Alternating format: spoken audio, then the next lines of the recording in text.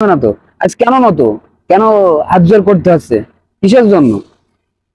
তুমি মানুষ বলে মনে করবা না, আবার হাত জোর করবা তা তো হবে না। যখন বিপদে পড়বা, যখন গর্তেই পড়ে যাবা, তখন তুমি ওঠার জন্য দড়ি চাইবা তা তো হবে না ভাইয়া। হবে? তাহলে তোমাকে আগে চিন্তা করতে হবে যে এই দেশের জন্য আসলে কারা যুদ্ধ করছে। স্বাধীন হওয়ার পরে এখনো পর্যন্ত এই দেশ কাদের জন্য এই দেশ এত উন্নত হচ্ছে, তুমি তাদের দিকে খেয়াল করবা না। আবার কিছু হলেই তাদের কাছে হাত পাত পা, ইমোশনাল নিয়ে খেলা করা। হ্যাঁ, আবার সাইবার রেমিটেন্স দাও, রেমিটেন্স দাও। কত সুজা ভাই, কত সুজা। একটা কথা মনে রেখো, যারা বাইরের দেশে আছে, আমরা যেমন প্রবাসী আছি, আমরা জানি যে এখানে এম্বাসিতে গেলে আমাদের কি হবে, কি করা হয়। তুমি তোমার কর্মচারী দিয়ে থুবা, তারা আবার যাদের কাছ থেকে বেতন নেয় তাদেরকেই আবার অত্যাচার করে। হম, সবসময় দিন এক চলে না, আর প্রবাসীদের দিন সবসময় ভালো চলে। প্রবাসীরা কারো ধার ধরে চলে না, কথাটা মনে করে রেখো।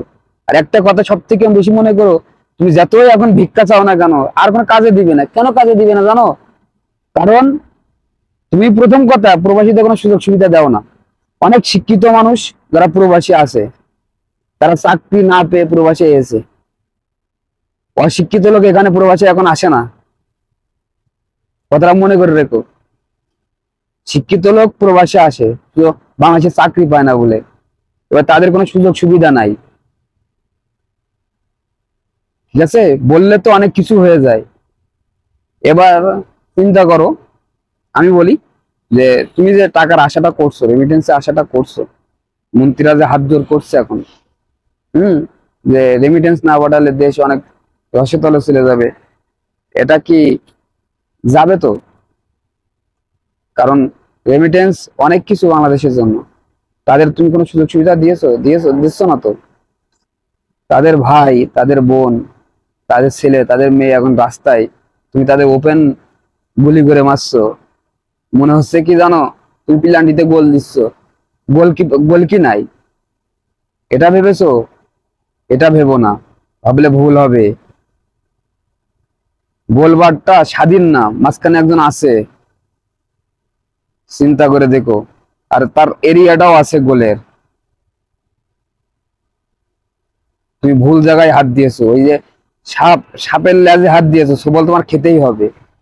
তুমি যদি প্রবাসীদের দিকে খেয়াল রাখতে, ছাত্রদের সাথে খেয়াল রাখতে, তাহলে এটা হতো না। তুমি ভেবেছো যে সিটে বসে আছি, দেশ যেভাবে চলছে এভাবে চলবে। এটা কখনো হতে পারে না। কারণ তুমিও ভোটার আইডি কার্ড পেয়ে নাগরিক, আমিও বাংলাদেশে জন্মগ্রহণ করে ভোটার আইডি কার্ড পেয়ে নাগরিক।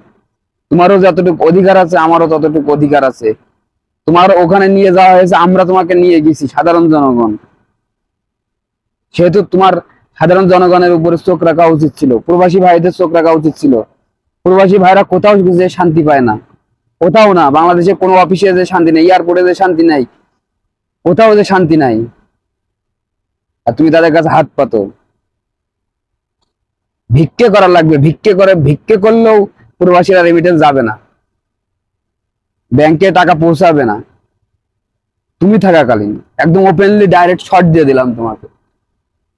তুমি সিটে বসে থাকাকালীন প্রবাসীরা ব্যাংকে যাবে না, ওপেন শর্ট।